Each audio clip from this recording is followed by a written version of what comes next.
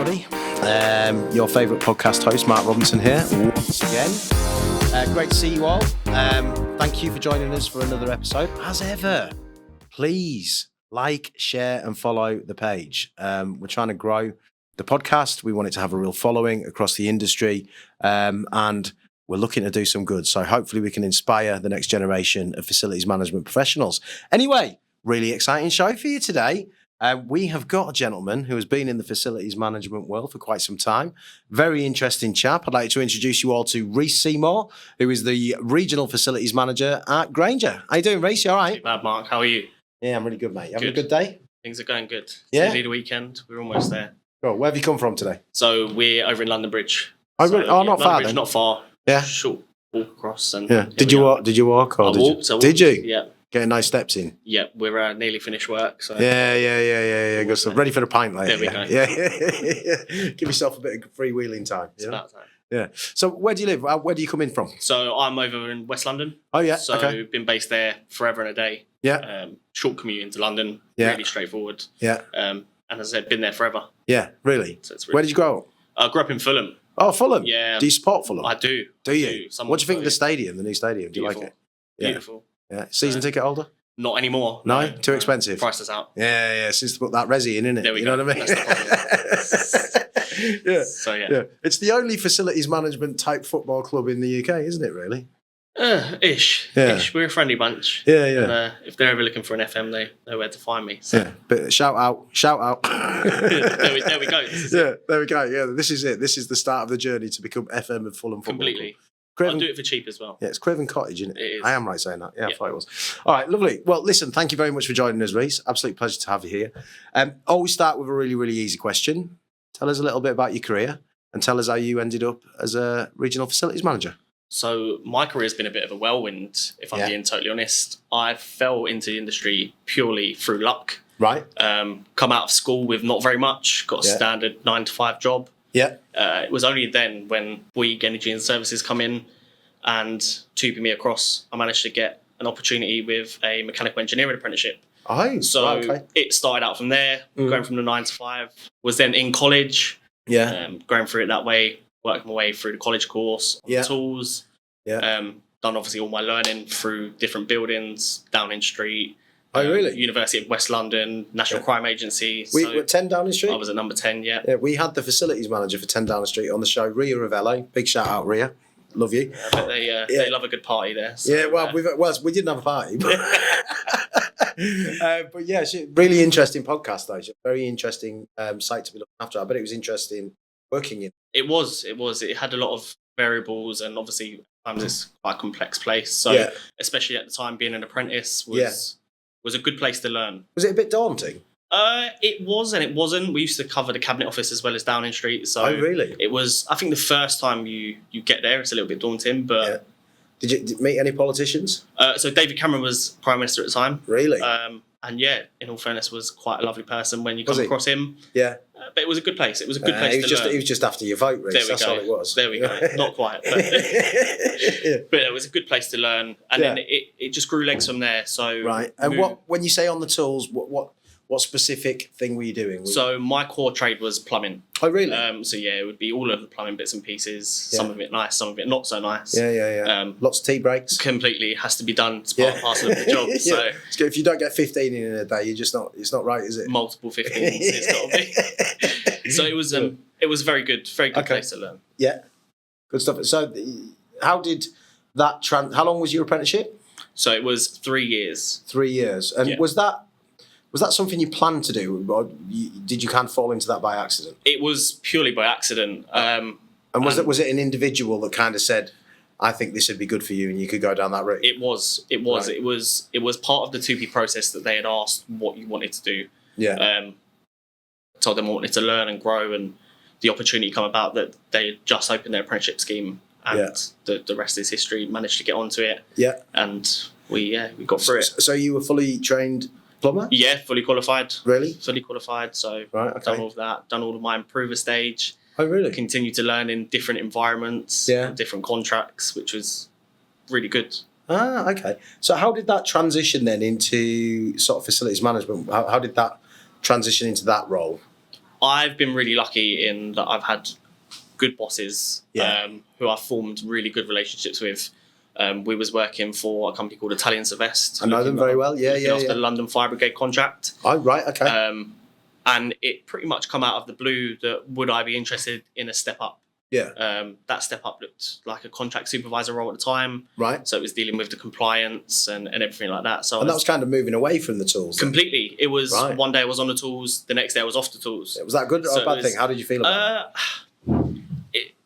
Best of both worlds, right? Yeah. So you was getting the joy of the management side of things, but then ultimately you do miss the engineering side of things, and ultimately you get a lot of freedom on the tools as well. You're left to do your own work and and do that. So it was a hard transition, especially with the fact that I was working with people from a management point of view that I was working with as an engineer. Yeah. So it goes from that friendship circle to a management circle. Yeah. So it was quite a difficult transition getting that one right. Yeah, because I guess as well, you know, you're moving from a practical role into more of an administrative role. Yeah. Where there's a lot more paperwork and things like that. How did you find that transition, and what changes did you have to put in place to deal with it? Or did you take to it like a duck to water? So I feel like I took to it quite well. The only downside I will say is during the transition, COVID hit. So we went from being in an office where I could bounce off people and speak to people, and if I was struggling, I had someone directly to ask. Yeah. We was then working from home. Right. Okay. So it was quite complicated to get that balance right, but I seemed to do it quite well, and obviously that continued to move my career forward. So I must have done something right. Yeah, of course. Yeah. Okay, cool. And then so that. How long did you operate as a contract supervisor for before you took the next step? So I was the best part of 2 years, I believe it was. Right, okay. Over at Italian Sylvest. Yeah. And then got the move to Ballymore. Right, okay. Which was a very interesting move. Hadn't worked within construction prior to that, so it was quite an eye-opener. Moved over there as contract supervisor, technical supervisor. Had a really good colleague that helped out a lot over there. Yeah. So it went from... Who was that? A guy called Lee Marshall. Right, okay. And another boss called Stephen Davis. Okay, and were they kind of like your, mentors to you? Pretty much. They really helped me to get on with the construction side of things. Right, okay. Learning that. So we'd gone from standard M&E contractor pieces to us being the client. We're then taking PC of built buildings. And then moving through to the appointing contractor phase and that side of the world. So was the experience of being on the tools as a younger professional, did that help you with that transition, do you think, in terms of the technical elements of it and operating construction? I think it did, going into buildings where I understood the systems, I understood how things work. Yeah. And it made it easier when speaking with contractors as well. Yeah. So moving obviously from contractor side to client side, there was sort of part sympathy for the works we're giving. We know it's a tough time sometimes. But also the element where you can't really have the wool pulled over your eyes because you at one point was pulling a wool over someone else's eyes. Yeah, of course. So it was a really nice balance. Yeah, no more tea breaks. Exactly. Yeah. So defined lunch break. No time for that anymore. Yeah, exactly. So it was good, and then it grew legs with other bosses that come in. Wesley Alvey that you had on the show. Yeah, and another alumni of Wear Many Hats. Exactly. Yeah. So he done a lot to boost more the social, knowledgeable side of FM. Yeah. He really pushed us to collaborate with other people, whether it be within the business, outside of the business. Right. Okay. So that was a really good. So that he was kind of the leader that you needed at that point to take your career to the next level. I think so. I think he gave me the confidence to be able to socially network and speak with people. Right. Okay. Whereas before we'd be in a room with other people leading a conversation. Yeah. He probably give me that confidence and that time to be able to lead that conversation for him. Okay, so you were kind of quieter in the background, whereas he gave you the opportunity to be more vocal and to get involved and expand your network of, things like that. Yeah, I think at that point I was more of a sit in the background and watch, and then now I've become more of a I'm going to speak, and then we will discuss off of it. So you're more proactive now rather than reactive? Completely. Would that be a good assertion? Yeah, completely. Yeah. I think it's come a long way. Okay. Oh, brilliant. Good stuff. And then obviously now you're in a different role. So how did that come about, and how did you, because that's another transition again, isn't it, into a different part of FM? How did you find that? Yeah, this transition's been the easiest transition I've had up to this point. Right. Okay. It was facilitated really well by another person from the show, Chris from Cobalt. Chris. Oh, yeah. So we know Chris. Chris has set this move up for me, and he played a blinder. He told me it was a really good role with a really good boss. Yeah. And he didn't lie. Yeah. This has been the easiest transition within a job that I've ever made. Oh, really? Yeah. So how old are you now, if you don't mind me asking? I'm 30 now. So you're still a young fella, really. Still getting it. And doing very well for a young fella. So well done. Appreciate it. Congratulations. Okay, so obviously, you've had a few roles across the industry. Quite an eclectic background, really, in terms of plumbing. You've then gone into M&E, supervisory roles, then into FM, and then regional FM. So previously, as a facilities manager at Ballymore, were you site-based, or did you have several sites that you looked after? So I was site-based. Site-based? Yeah. So the new role is more several sites that you look after? Correct. As opposed to what? Was that, from your perspective, and I know that you said the transition was easy, was that a difficult transition going from one site to multiple? And if it wasn't, why wasn't it? What did you do that made that transition easy for you? Because it's got to be about you as well as the people that you work completely, with. I think it was definitely harder to get your head around it. Multiple sites across all boroughs of London. Yeah. I think it was a time management piece, just about how I manage my diary more. Yeah. It made me become a bit more conscious of my own time, where gaps were not being filled. Where could I fill a day? Yeah. And exactly that. Going to, got a site over in Barking. I would go to Barking for a full day. Yes. So it's a long way, isn't it? It is a long way. It is a long way, and the shorter time I can spend in Barking, the better. So I would just manage my time a lot better. Yeah. That's been a. And was there different characters? Because obviously, when you're looking after, a lot of sites, that you're dealing with a lot more people in terms of who your team is and things like that. How was that in terms of did you have to do anything different when you went down that route, or? I think it varies. As you said, you come across many people. Each site has different members of staff who react in different ways to you, asking them things or instructing things. So I think it's very case by case basis. Yeah. I like to be as fair as possible with everyone I work with, and we're at a point now where everyone knows me, I know everyone, and we understand how each other works. Of course. Figuring out that dynamic of how to communicate with people and moving things forward that way. Well, communication is the key, isn't it? It is. I think people lose sight of how important that is. If you treat people the way that you would like to be treated. I say this all the time: you catch more flies with honey than you do vinegar. Completely. That's completely that's how I live my life, to be quite frank. It's the perfect way to do it, and it's 100% true. It is true, isn't it? Without a doubt. Okay. So, being a young professional in the industry, I'm going to call you young, no matter what. I'll take it. Because I'm a lot older than you. Where do you see?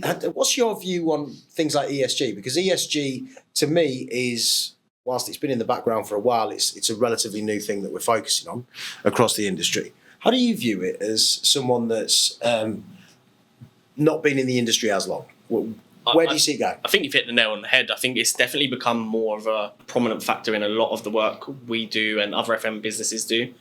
I think the fact the whole ESG thing, the decarbonising and going green with everything is such a poignant point for individuals, for the government are putting many incentives in to be able to do it. Yeah. You introduce things like air source heat pumps that are the way forward that you can get grants on. And as I said, talking from the role at Ballymore, I know we've installed air source heat pumps in new builds to meet the green schemes. Right.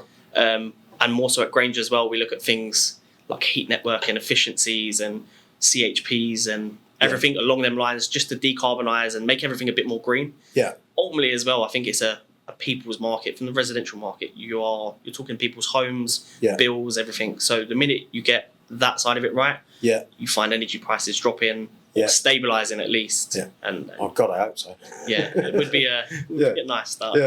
As a northerner, I don't like paying a lot for electric. You know what I mean? I don't blame you. It's costing me a fortune at the minute. Mind you, do you know what I did the other day? Because I don't want to use gas, right? So I went out and bought myself some oil heaters. Yeah. But I bought myself the best oil heaters in the world, right? They're Wi-Fi enabled, and I can turn them on with an app, which I just think is wicked, and it should save me some money, which is pretty in the long run. Hopefully. In the long run, hopefully, fingers crossed. Yeah, energy crossed. efficient. Energy efficient, yeah, without doubt. Okay, cool. And what about like the social elements of ESG? The governance piece I don't really touch on too much because we're very good at that. Yeah, we have to be in our industry, and I think that we have been for generations. From a social perspective, obviously, you operate predominantly in the residential space. So, it must be quite important to you to give back to the communities that you serve. And what's your view on that? How do you see that evolving over the next few years? So I think, again, the social aspect and the financial aspect go very much hand in hand. I think the more we can do for our residents to cost save or financially benefit them, you then enhance the social aspect of the people we're bringing in, the communities that we've got in one building. I think very much it stops turnover, especially for a residential complex. You have to minimise the turnover to build the community. And I think that's a really key point in the whole thing. That's a very interesting thing to say. I never really thought about that before, but churn would impact the community in a negative way, I suppose, if you've got a transient group of people coming in and out all the time. So you want to keep people within the property to develop that community, and then you can develop the social element further. That's really interesting. That's very, very interesting. Okay, cool. So technology.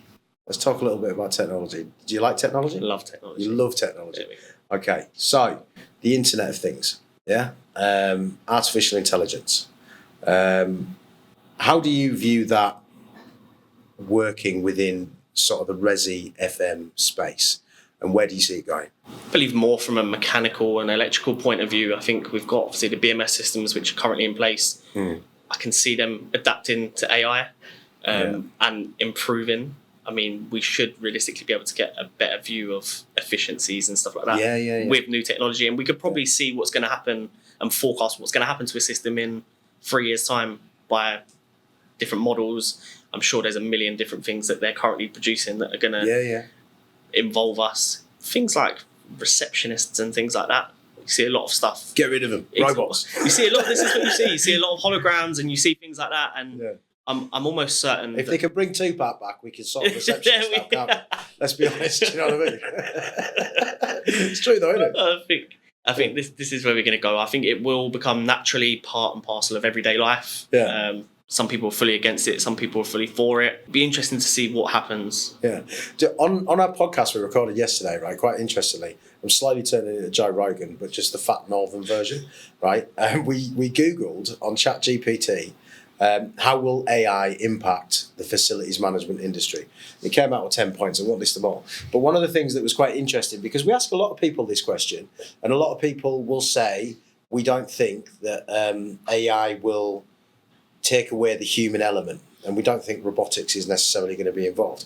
But if you ask ChatGPT says that robotics will run alongside human beings. So, effectively, a plumber could have a little robot running around with him, or that kind of thing. That's what ChatGPT. They used to call them the apprentice. Yeah, exactly. Yeah. But I mean that, and it said by 2039 as well. So it's probably not that far away if you think about it. Sort of smart machinery that can work alongside certain things to drive efficiency and make things better.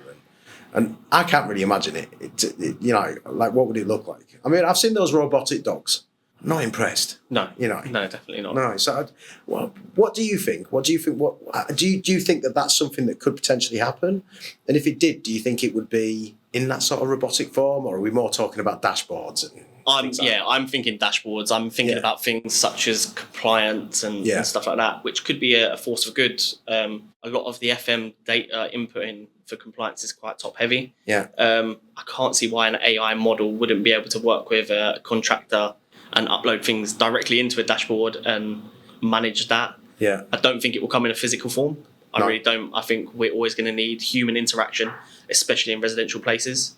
So I definitely don't think it'll be a physical format of AI that we see in the industry. But what if it is like Terminator, and it's a robot? Listen, what if it is? What if it's someone that looks like a human being, can interact like a human being? Do you know what I mean? Like, let's be honest, we have that now. There's like a robot. I don't know if you've ever seen her, but they asked her, they ask her loads of questions. She's got like a full-on latex face and all that stuff, and she can have a conversation with you, an AI-based robot. Now, it's probably cost prohibitive at the minute, but I really do think this. Like, if you can buy one for 10 grand, right? And let's say he's an out-of-the-box receptionist or something like that, called Dorothy or Dave or whatever, yeah?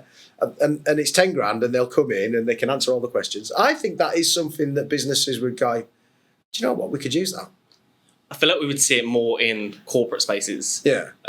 Large Apple, for example, or someone like that. I think that would be a model that they would use because it's a little bit quirky and a little bit more out there. I think in the residential sector, I think we might be safe from Dorothy for a little while. Do you reckon? I do. I really do. I think Dorothy's going to be everywhere. I'm telling you. It's a good job I've got a trade because I'll be back on the tools before you know.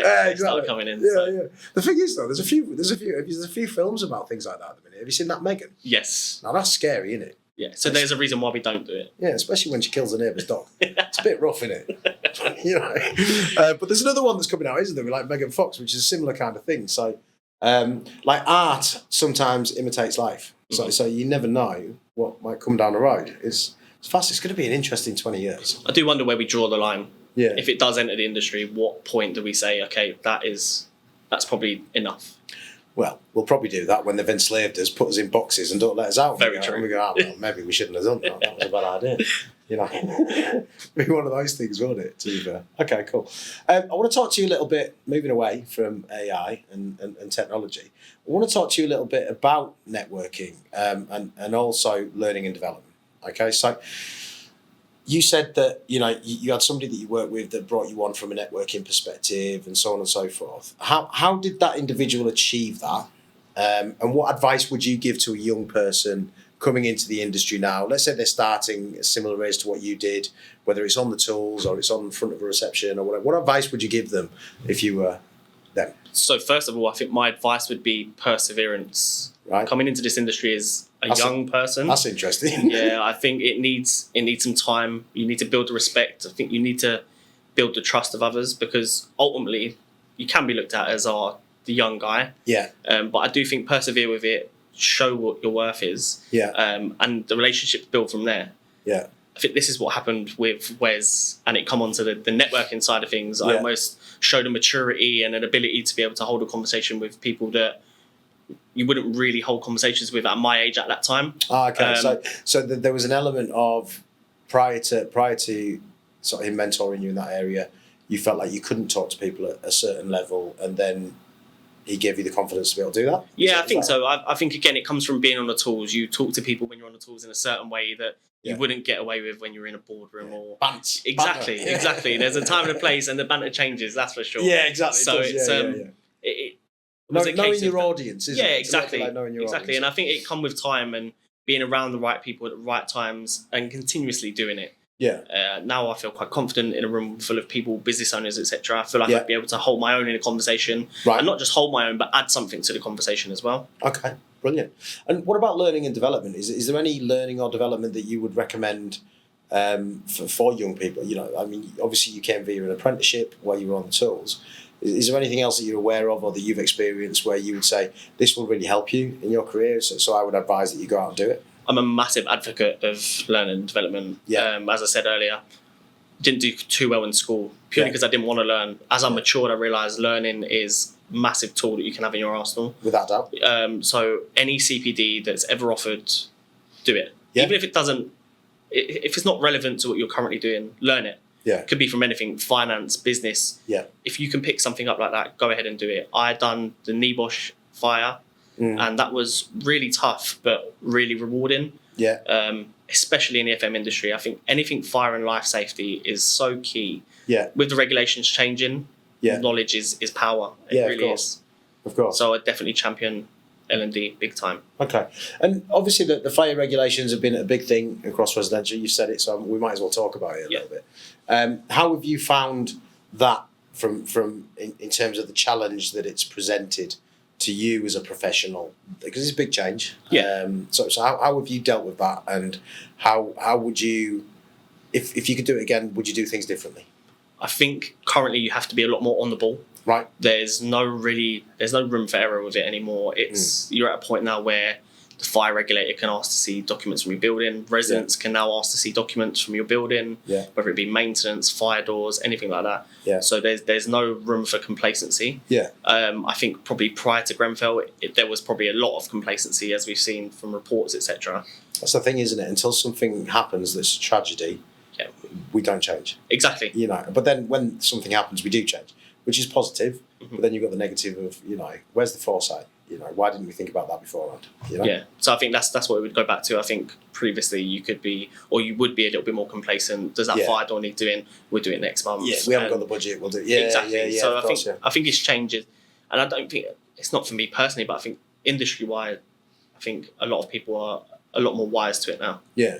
So do you think that the industry has had to significantly realign budgets to deal with the additional costs associated with it? I think so, because you can't really argue that you've got 10 emergency lights out, but you can't afford to fix them anymore. Yeah. Or you've got to wait for the next month to do it. Yeah. It can't happen like that anymore. It's got to be done immediately. Yeah. And it goes back to that proactive thinking. We've just gone through our budget setting period and we've forecasted ahead that we're going to have X amount of failures that if and when they do happen, the budget's already there that we can go and do it without hesitation. Yeah, without a doubt. Okay, that's really interesting. So, if I could put you right in the Wear Many Hats time machine, I don't do this to every guest, just every now and then. We could whittle you back all the way back to 10, 12 years ago when you started your career. What advice would you give to your younger self when you were starting out on this journey of a career in facilities management? So at the time, 10 years ago, I would have said, train harder, go and be a footballer, stay in school, be a doctor. Yeah. But no, if I knew what was coming, I think. Were you a good footballer? I was all right. You're all right. Yeah. What position? Left back. Really? Yeah. Okay. Why would you go back and say be a footballer if you weren't that good? The money. The money. Yeah. 100%. Yeah, just without a doubt. Get to know somebody. Yeah, financially it's rewarding, right? Yeah. So that would have been it. But if I could forecast being an FM, it would. I think similar principles would apply. I think maturing as I have done, I would do it the same way. I would probably be a bit more dedicated in the beginning. When I was a young apprentice, it was a bit of a jolly up. It was a bit more fun. I'll probably learn a bit more. I don't know though. Isn't there a there's something about being young, isn't there? Yeah. You know, like you've got to be young. You know, you've got to make mistakes because if you make mistakes, you learn from them, don't you? Exactly. So I think being young is an important element as well. You know, but I get what you're saying. You know, I do understand it. Would you go a different route? Would you do the apprenticeship again? Would you? Yeah, without a doubt. I would champion the apprenticeship scheme till the cows come home. I think it's such a good tool for young people that are looking to get into an industry, whether it be mechanical, electrical, you name it. We're so short on trades at the minute that I think we really need to push the apprenticeship scheme. Okay. And sort of bring through the next generation of bricklayers or plasterers, electricians, carpenters, you name it. Yeah. So do you think there is a shortage of trades at the minute? I think so. Do you reckon that's because everyone wants to be a singer? I think so. Or a TikTok superstar? Yeah. You can be a TikTok superstar and a plasterer by the looks of it nowadays as well. Yeah, you can multitask. There we it's go. Really, really good, isn't it? There's legs for the podcast now. Get on TikTok. Yeah, get on TikTok now. Nobody wants to see me online, mate. You know what I mean? Maybe the guests, which would be all right. Okay. If a young person was to come to you and say, what advice would you give me as I begin my career in facilities management, property management, built environment, whatever, what would be the first thing you'd say to them? Listen. Right. I think listening is such a skill that we've all got, but very few use. Yeah. Growing into the industry, sitting in meetings, listening to people, how they talk, what they're talking about, and it helps you understand. I think that's the biggest thing that I would tell a young person. Yeah. Take your time, take it all in, and apply yourself properly. There's a lot of people that will come into the industry and be very flaky in how they do things. Yeah. It's such a transparent industry, and it's such a small industry that if you burn the wrong bridge, you're almost certainly going to come across that person again. It's far smaller than you realise. Yeah. Like a lot of people. I mean, to be fair, it's a massive industry, but a small industry. Yeah.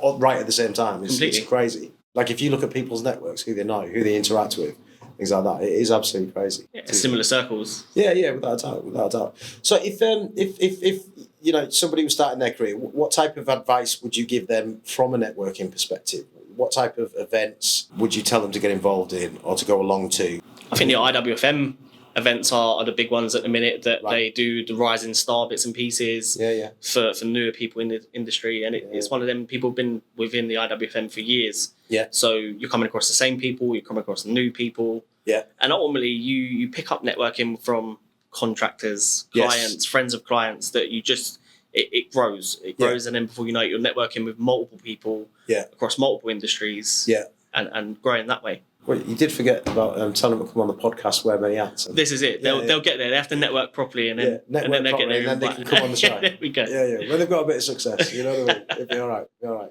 Okay. Well, tell us a little bit about what do you like to do outside of work, Rhys? What do you get involved in? So I've got 2 young kids who take up a lot of my time. Yeah. 1 boy, 1 girl. How old? One's 9, one's 7. Oh, wow. So my son is football mad. So football's our big thing. Sport's our big thing. Yeah. Our daughter's now getting into it. Oh, yeah? Slowly but surely. Is she going to be a lioness? I hope so. Yeah? I hope so. I need to get her playing first. Yeah. We've got a purple kit. Get her playing. She's got to buy you a house, don't forget. There we go. You know what I mean? One of us will be a footballer. Right, exactly. Yeah, we're a bit old now. The kids, mate. The kids. The next generation. So it takes up all of my time, really, outside of work, which is not a bad thing. Sport is my big thing. Playing it, watching it, going to it. Yeah. That's my advice. So what sports are you involved in? Just football, or do you get football? Yeah, football's my only real sport that I'll watch everything. I'm one of them. Yeah. Mrs. doesn't like it because I watch everything: boxing, football, golf, cricket. Yeah. It's the cricket she doesn't get. Yeah, I don't know, man. I don't get it, but I'll still watch it. Yeah. It's a good laugh, isn't it? Yeah. To be fair, I quite enjoy a bit of cricket.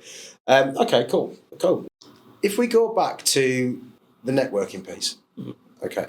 If you were to go to any particular, what events have you got the most value out of over the past 5 years, whereby you walked out of that event and you went, wow, that was really, really good. I really learned something there. It was, and that could be anything, whether it's the facility show or anything like that. That's the big one that they do at the XL, which is perfect because you've got the fire X side of it, you've got the security side. Yeah. It puts everything you need as an FM into one space at one time. Yeah. On the tools, we used to go to the FX exhibition quite a lot, plumbing and heating. Oh, really? They used to do that down at Stamford Bridge. That was always a good one. New innovations, new tools. And a good point, especially, again, from an apprenticeship point of view, when we used to go there, you used to be able to see everything that you was going to be part of. Yeah. So that was a good one. But yeah, the facility show's definitely the one that stands out by a mile. Right, okay. And how do you stay up to date with industry trends and things that are taking place across the facilities management world? How do you keep your eye in? So I'm signed up to loads of webinars. It's such. Do you go on any of them? Or? Some. Yeah. Some are there. Some. Yeah. Some are there to fill the calendar. Yeah. But yeah, listen. As I said, CPDs, webinars, things like that are definitely big parts of how I try and stay involved. Okay. And what do you think the biggest changes in the industry will be in the coming 10 years? I think it's going to continue along the fire and safety regulations. Really? I think they're going to be the biggest ones, especially at the minute. The whole discussion around single staircases in new builds. Explain that to us. So at the minute, anything I can't remember what it was, but the new planning and development cannot have single stair wells in a high-rise building. So you're looking at a minimum of 2 staircases in a high-rise building. Whereas at the minute, you've got high-rise with 1 down the middle. Right, okay. And they're phasing it out. So, and is that what Grenfell was like then? It was just 1 down the middle? I believe so, yeah. And that impacted people's ability to evacuate? It did, yeah. Right, it did, especially, obviously, a combination of factors and things like that. Yeah. So that was part and parcel of it. But within the next 5 years, you'll see new builds with multiple stair cores. Right, okay. So it's a lot of stuff that's in development now is having to be changed to accommodate for these new regulations. Yeah. Which are good. Everything's good and everything's there to improve the safety of other people, ultimately. Because I'd say a lot of commercial properties have more than 1 stair. Yeah, you find loads. Yeah. It's a lot of residential that will only have single stairs. So why do you think residential, I mean, you probably don't know it, right? Just spitballing a little bit. Why do you think residential didn't, but commercial did? Money, maybe. Yeah. Design.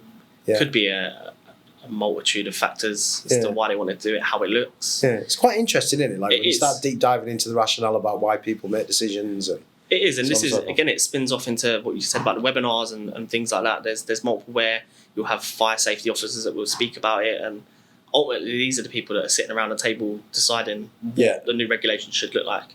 Yeah. So there's some really interesting things. I advise them, and if the fire brigade are ever doing anything like that, and you can listen in. Yeah. It's a good listen. So do they do other events that people can attend and things like that on fire regs and things that they can? Yeah, there'll be loads. Every different fire company will be able to spin you similar stuff. Yeah.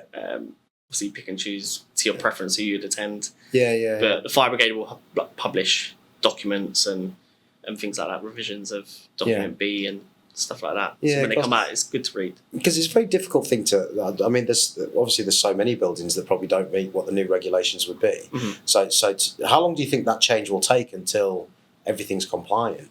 I mean, are we talking tens of 20, 30 years? I mean, it's a lot, isn't it? Yeah, I think the big change will come within the next 5 years. Right. I think with the removal of buildings with cladding and things like that, they've already started to make positive steps in changing it already. Yeah. I think it is a. Do you think they'll just bring some buildings down and rebuild? Or, possibly. We've seen it. We've seen places that they've decided that council blocks, for example, are not fit for purpose. Yeah. And will start again. So I think they'll try and minimise that as much as possible. Yeah, you've got to generate a lot of investment for that, though, don't you? Definitely. You know, I mean, that's a big expenditure, isn't it? On top of everything else that needs to be covered off. Yeah, and ultimately with things like that, you look at them blocks. Sometimes they're people's homes already, and you've got to move people out. And at the minute, we haven't got the accommodation to move them into. Do it. Yeah. It seems like it's a very interesting problem, isn't it? It is, and I think the closer we get to the goalpost will change again. Yeah, and I think we'll see that happen for some time. Yeah. Okay. So what about you in the next 10 years? Where do you see your career going, and what do you want to achieve as a professional? I need to keep progressing. I think for myself, 10 years from now, I have to see a progression and a growth. Yeah. What that position looks like, who knows? But yeah. I'm almost sure if I carry on doing what I'm doing, apply myself how I'm applying myself at the minute, opportunities will come. Yeah.